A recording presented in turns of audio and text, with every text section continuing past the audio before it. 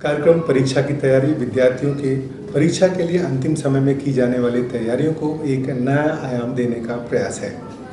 इस कार्यक्रम के जरिए शिक्षा विभाग आप सभी को आश्वस्त करना चाहता है, विश्वास दिलाना चाहता है कि विद्यार्थियों के परीक्षा कक्ष में जाने तक विभाग और उसका पूरा प्रक्रम आपके साथ है ताकि आप बेहतर से बेहतर तैयारी कर सकें। तो कार्यक्रम के एक नए अंक में नए विषय के साथ हम आपके बीच फिर उपस्थित हैं। आज हम विशेष रूप से बात करेंगे बायोलॉजी विषय के बारे में। तो आप सभी दर्शकों का विशेष रूप से विद्यार्थियों और अभिभावकों का हम अभिनंदन करते हैं, स्वागत करते हैं। आज इस कार्यक्रम में हमारे बीच उपस्थित है विशेषज्ञ के रूप में शिक्षा विभाग में बायोलॉजी के वरिष्ठ अध्यापक श्रीमती संजीता देवनाथ और श्रीमती बॉबी एस विजू। मैडम, हम बायोलॉजी सब्जेक्ट की जब बात करते हैं तो हम देखते हैं कि पूरे सब्जेक्ट को 3 यूनिट्स में बांटा गया है। पहला है बायोलॉजी एंड ह्यूमन वेलफेयर, दूसरा बायोटेक्नोलॉजी एंड एप्लीकेशंस और तीसरा जो होता है आपका इकोलॉजी एंड एनवायरनमेंट। तीनों में 2-2 चैप्टर है, लेकिन मार्क्स का वेटेज अलग है। पहले यूनिट में 14, दूसरे यूनिट में 11 और तीसरे यूनिट में 10। तो आप कैसे प्रायोरिटाइज करोगे वेटेज वाइज कि कौन से चैप्टर को एक विद्यार्थी पहले पढ़े, कौन से चैप्टर बाद में? संजीता सर, अगर हम सिलेबस देखें हमारा, अगर हम एक जस्ट ओवरव्यू देंगे तो सिलेबस जो है आपने जैसे बताया कि 3 उसमें यूनिट्स है।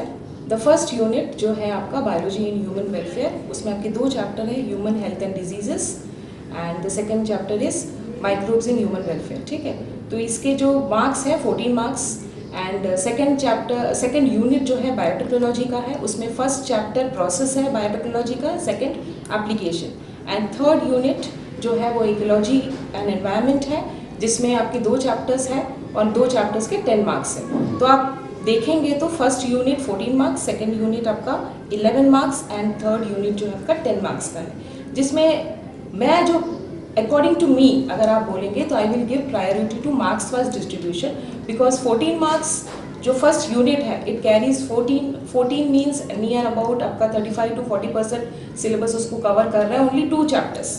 दो दिस चैप्टर्स जो है इंफॉर्मेटिव बेस्ड है, बच्चे को काफ़ी बाय हार्ट करना पड़ रहा है, लेकिन अगर बच्चा अच्छे से उसको पढ़ ले तो वो अच्छे से उसको मार्क्स कर सकता है। अरे आराम से वो उसको अगर पढ़ाई करेगा तो, क्योंकि उसके 35 to 40% स्कोर करना मतलब उसमें काफ़ी पोर्शन कवर हो जा रहा है।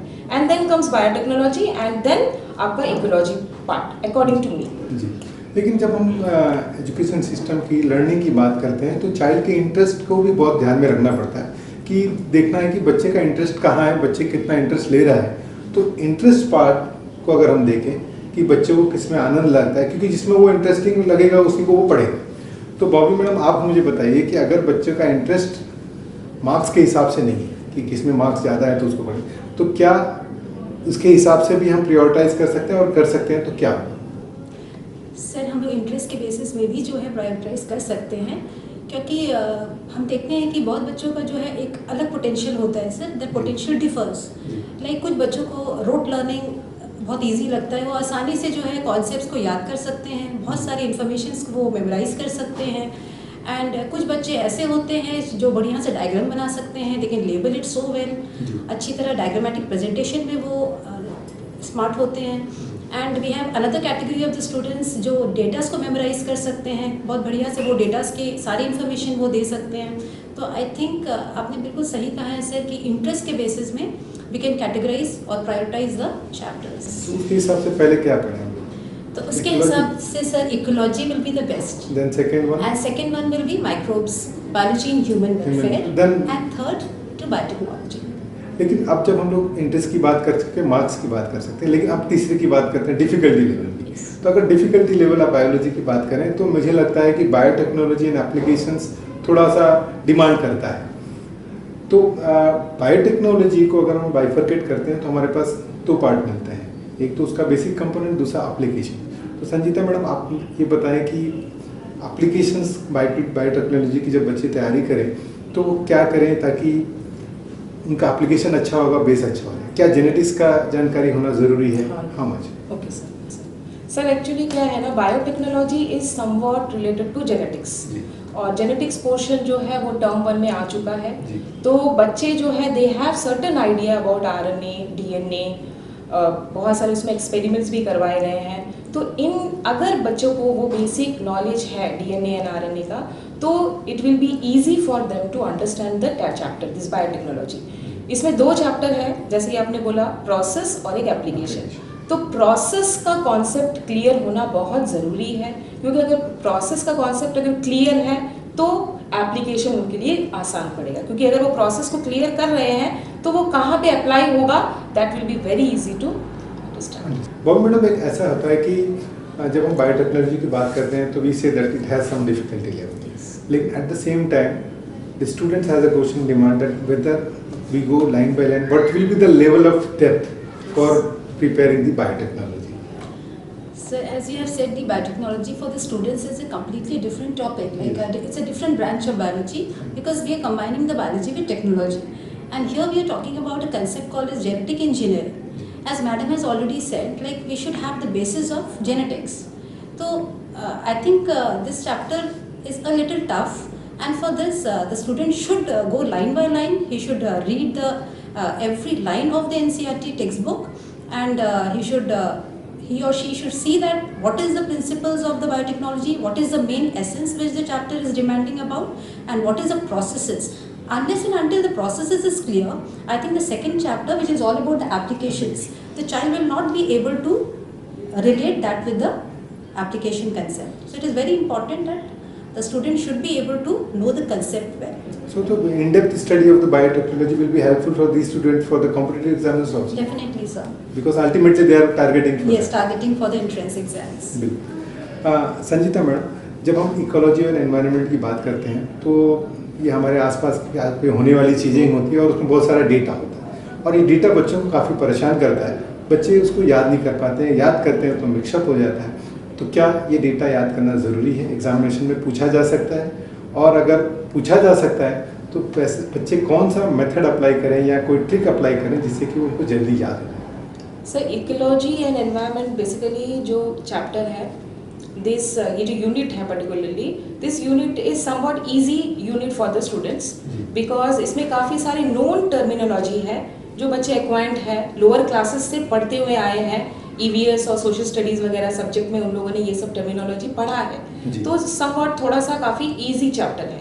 लेकिन इसमें काफ़ी सारे डेटाज वगैरह है, तो जहाँ तक न्यूमेरिकल डेटाज की बात आ रही है सर, तो उनको ये सब न्यूमेरिकल डेटाज तो हम उनको चेंज नहीं कर सकते हैं, और वो उनको याद करना ज़रूरी है। और इस चैप्टर्स में काफ़ी सारी ग्राफ्स है एंड पाई चार्ट्स वगैरह है, तो वो जो है उसके लिए हम कुछ ट्रिक्स वगैरह अप्लाई कर सकते हैं। जैसे फॉर एग्जांपल, जब वो वर्टिब्रेट्स का एक पाई चार्ट है जिसमें शो करना है कि कितना परसेंटेज है वो वर्टिब्रेट्स का, तो हम उसमें एक याद करने के लिए हम लेटर्स का फर्स्ट लेटर्स जो है हम यूज़ कर सकते हैं, मतलब उसको फॉर्म करके एक वर्ड बना दिया। जैसे फॉर एग्जांपल परम जो है एक वर्ड है जो जिसमें आपका P stands for pisces, then A stands for amphibians, R stand for reptiles, A stand for aves and M stand for mammals. तो अगर ये नाम भी उनको याद हो जाएगा तो ये पाई चार्ट बनाने के लिए उनको एक आसान पड़ जाएगा।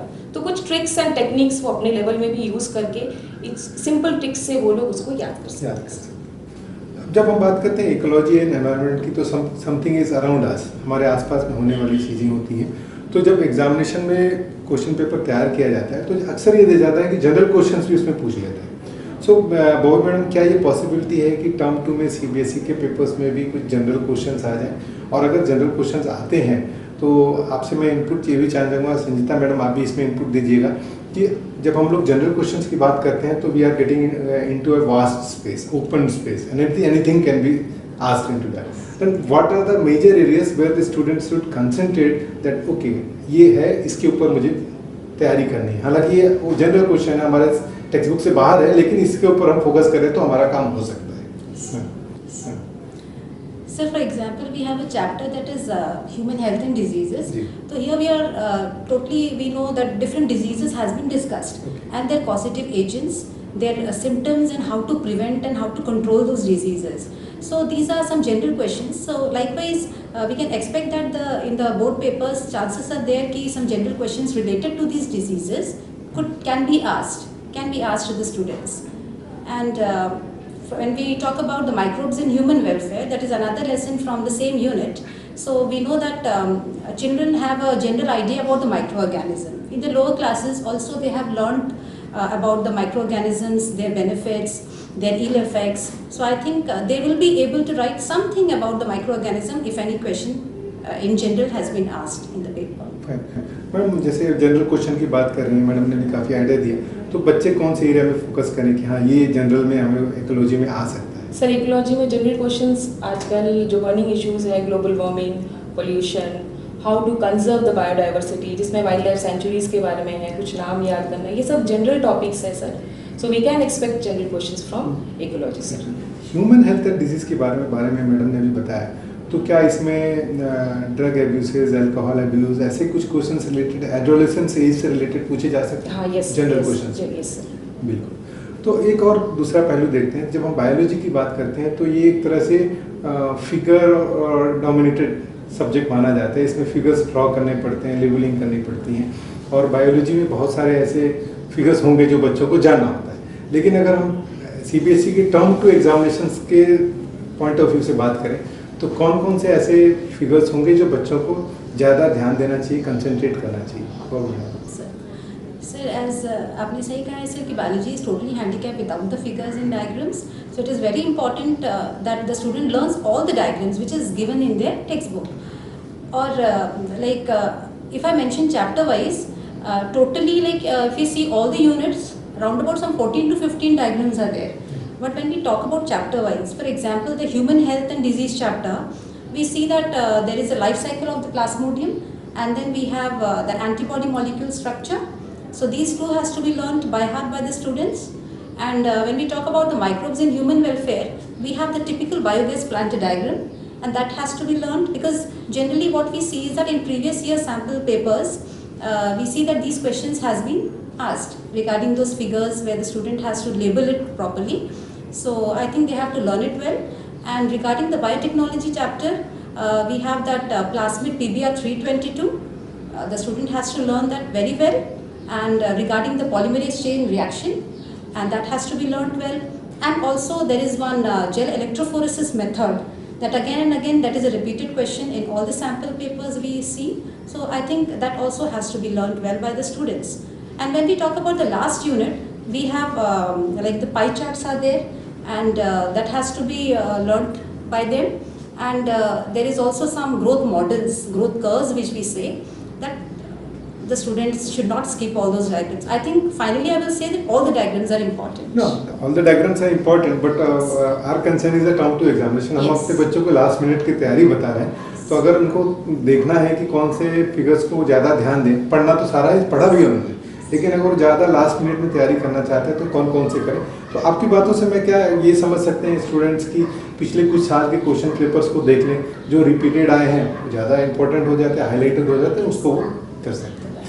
संजीता मैडम, इकोलॉजी में पाई डायग्राम एक बहुत बड़ा कंपोनेंट है, बच्चे उसको बनाना चाहते हैं, तो ये पाई डायग्राम बनाना, उसको कंसेप्चुअलाइज करना, ये कौन सा तरीका होता है, अप्रोच क्या हो सकता है?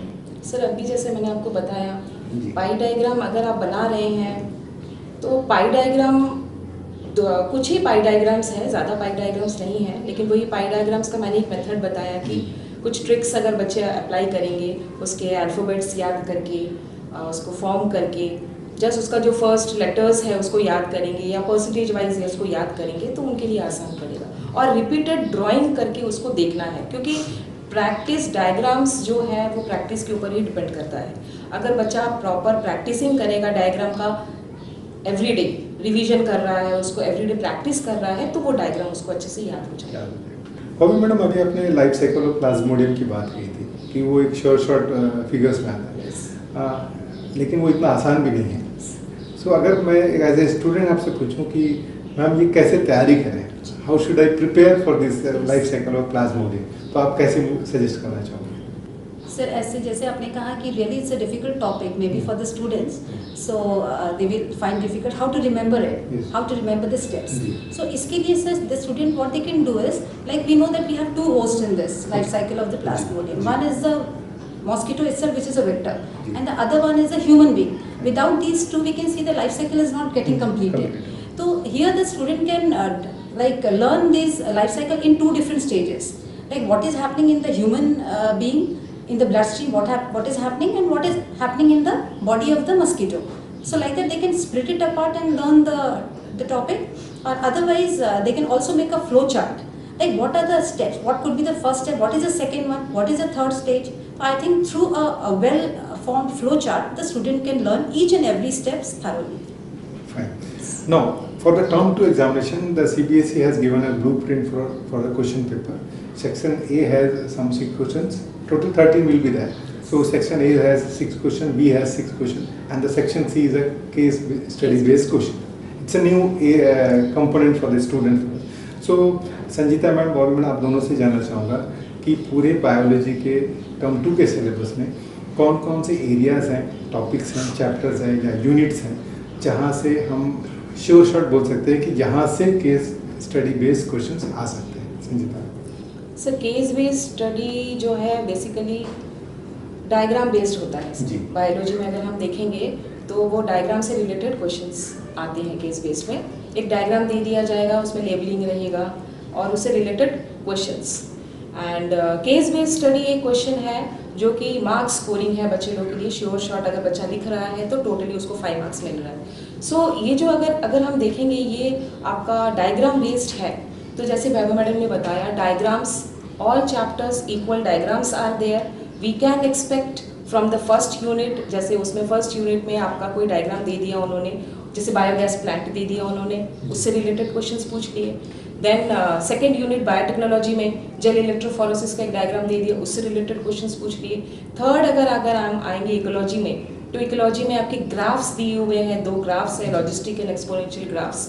सो वो ग्राफ्स से रिलेटेड भी क्वेश्चंस पूछ सकते हैं. तो जनरली डायग्राम्स ऑल यूनिट्स में है, जैसे मैम ने बोला equal importance have to be given to all the diagrams. So अगर वो डायग्राम्स वाले क्वेश्चंस बच्चे अच्छे से पढ़ रहे हैं, डायग्राम्स अगर अच्छे से प्रैक्टिस कर रहे हैं, तो they can attempt this case study easily.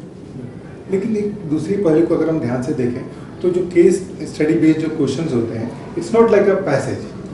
तो केस स्टडी बेस्ड जो क्वेश्चंस होते हैं उसमें एक सिचुएशन दी जाती है और सिचुएशन से रिलेटेड क्वेश्चंस दिए जाते हैं. सो बॉबी मैडम, आप हमारे विद्यार्थियों को ये बताएं कि कैसे तैयारी करें केस स्टडी बेस्ड के क्वेश्चंस के आंसर्स को देने का, और अप्रोच क्या होगा जब हम एग्जाम लिख रहे हैं, हमारे पास एक क्वेश्चन आ गया केस स्टडी बेस्ड क्वेश्चन, तो उसको लिखने का तरीका क्या होगा, क्योंकि ये एमसीक्यू हुआ, या तो फुल मिलेगा या फिर नील मिलेगा. सो हाउ टू अप्रोच और in preparation as well as answering the questions. Yes, sir. Because the case-based study, as you have said, it's very correct that it is carrying a maximum weightage of 5 marks, and it's not like a paragraph which is given and the students are attempting the question which is related to the paragraph. Yes. So here we know that in the case-based study, generally a case is being put in front of you, a situation is being placed, and just the students has to read the case very properly. Like in an alert mind, he should or she should read that with what the case is asking about. Okay. He should be very alert, like read it properly, what the case is all about, and then what he has to do is relate that case to which chapter, like that case is from which chapter. तो थोड़ा सा उसको idea हो जाएगा कि हाँ, may be this case is from the chapter which I have learn, like it may be from the unit 8, that is the biology and human welfare, or it can be from biotechnology. And so he should that first approach should be that you should read it very carefully, what the case is all about, and then he should go through the question, he or she should go through the question, that what is the question that has been asked from that case, from that situation, and try to answer it. And he should or she should also see that the answer should be very relevant. The answers that should be given should be very relevant, like what has been asked, answer accordingly to that.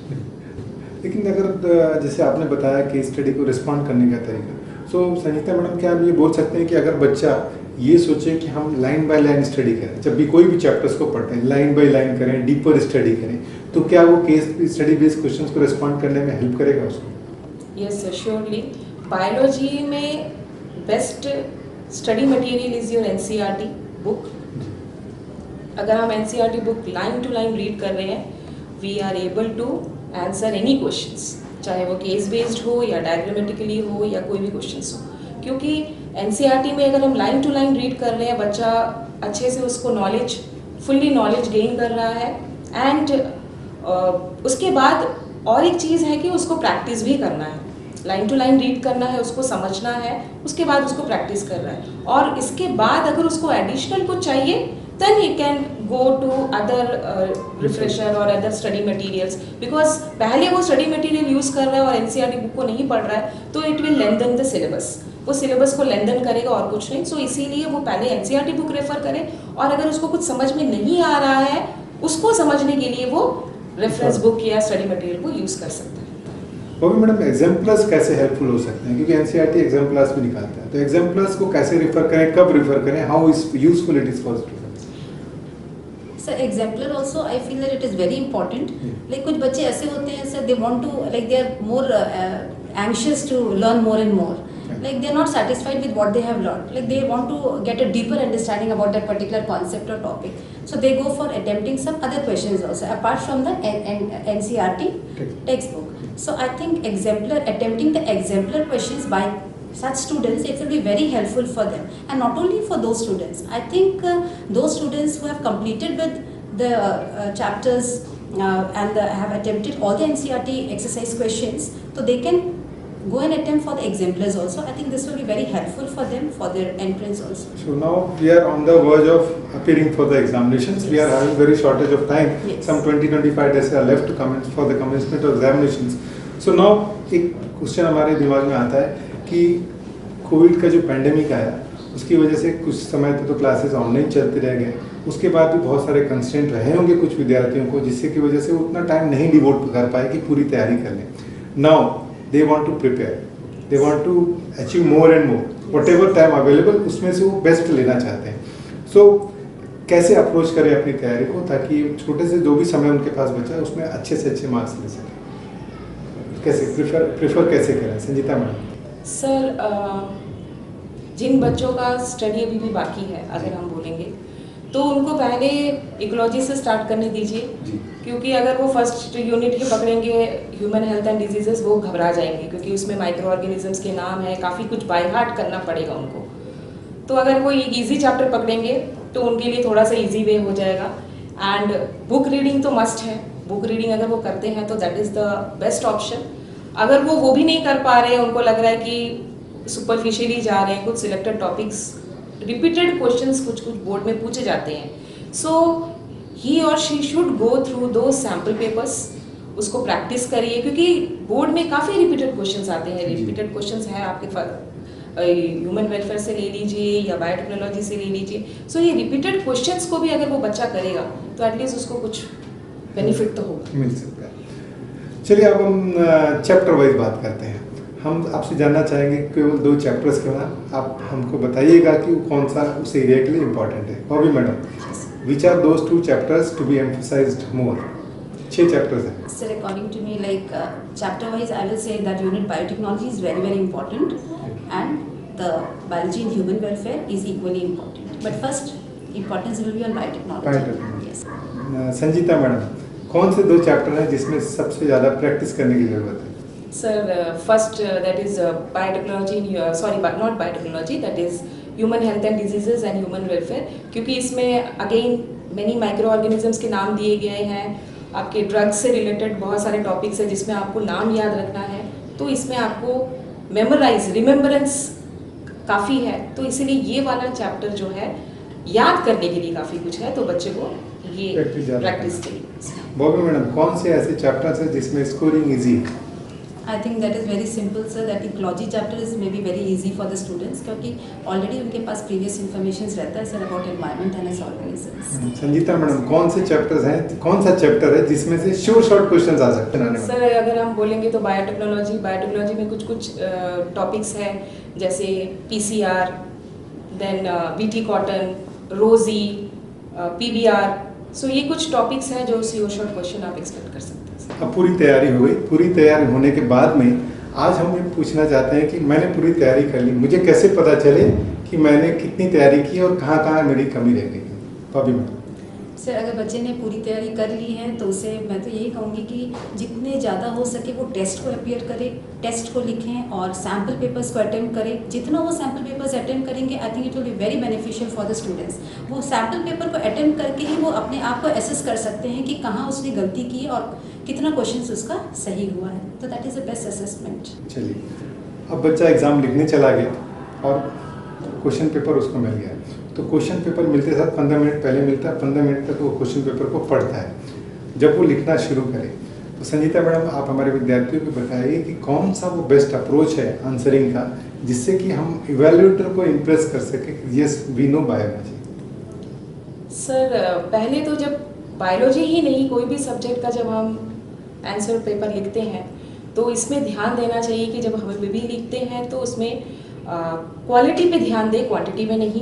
Precise होना चाहिए answer. Biology में paragraph writing आप नहीं करें, point wise कीजिए। Diagrams हम जो भी बना रहे हैं उसको नीटली डायग्राम बनाना है with pencil and it should be properly label diagram होना चाहिए।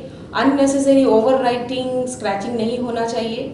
So these all are the points which should be taken care of by the child, because evaluators थोड़ा नीट हो, प्रिसाइज हो तो इवेल्युएटर को भी साइन करने में आसानी पड़े। बॉबी मैडम आप कुछ इनपुट देना चाहेंगे? बिल्कुल सर, मैडम ने जो कहा मैं बिल्कुल सहमत हूँ। चलिए, अब ये जो 15 मिनट जो मिलते हैं पढ़ने के लिए क्वेश्चन पेपर, क्या बॉबी मैडम आपको लगता है कि ये अगर इस 15 मिनट को प्रॉपरली यूटिलाइज करें, फुल्ली प्लान्ड कर लें, तो ये पूरे अगले 2 घंटे के लिए गेम चेंजर होगा? बिल्कुल सही सर, आपने कहा अगर 15 मिनट अगर बच्चे अगर फोकस कर लें कि वो 15 मिनट्स अपने क्वेश्चन पेपर को थरोली वो रीड कर लें और देख लें कि like what is the question being asked, like वो डिसाइड कर लें कि उसमें इजी टू हार्ड में उसको जाना है, from the easy to hard, known to unknown, ये देखना है कि उसे कितना पता है। एंड तो पहले ये देखें कि वो नोन से अननोन में जाए, इजी टू हार्ड में जाए and high scoring like questions to low scoring. तो ऐसे करेंगे तो उसका टाइम मैनेजमेंट बहुत अच्छे से होगा सर, और उतने कम टाइम में वो ज़्यादा से ज़्यादा जो है वो मार्क्स स्कोर भी कर पाएगा। बिल्कुल।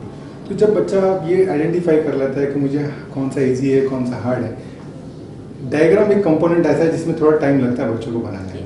क्या वो डायग्राम को इन बिटवीन बना ले, लास्ट में बना ले या पहले बना ले, आपके हिसाब से? संजीता मैडम। सर वो तो क्वेश्चन के ऊपर डिपेंड कर रहा है कि मतलब जैसे मैडम ने बोला कि इजी टू हार्ड में हो जा रहा है, लेवल देखना पड़ेगा। हाँ, वो लेवल देखेंगे कि कौन से हिसाब से जाएंगे, वैसे हिसाब से ही उसको, अगर बच्चे को सब आ रहा है तो वो क्वेश्चन वाइज जाए। अगर बच्चे को लग रहा है कि नहीं मुझे ये इजी वाला पहले लिखना है या केस स्टडी पहले लिखना है तो वो उस हिसाब से करेगा सर। केस स्टडी में तो वैसे टाइम ज़्यादा लगता नहीं बहुत मैडम, वो तो अगर आपको नोन है तो नोन है, अननोन है तो अननोन है, राइट। तो ऑल टुगेदर हम ये मान के चलें कि बच्चे अपने पोटेंशियल के हिसाब से पहले प्रायोरिटाइज कर लें कि हमें क्या पता है क्या नहीं पता है, या अगर उन्हें इजी है तो इजी का अपना लेवल देख लें, अब उसके हिसाब से फिर अप्रोच करें, आंसरिंग मेथोडोलॉजी को अपना अडॉप्ट करें ताकि इवैल्यूएटर भी इम्प्रेस हो जाएगा और अच्छा अचीवमेंट भी कर जाएंगे।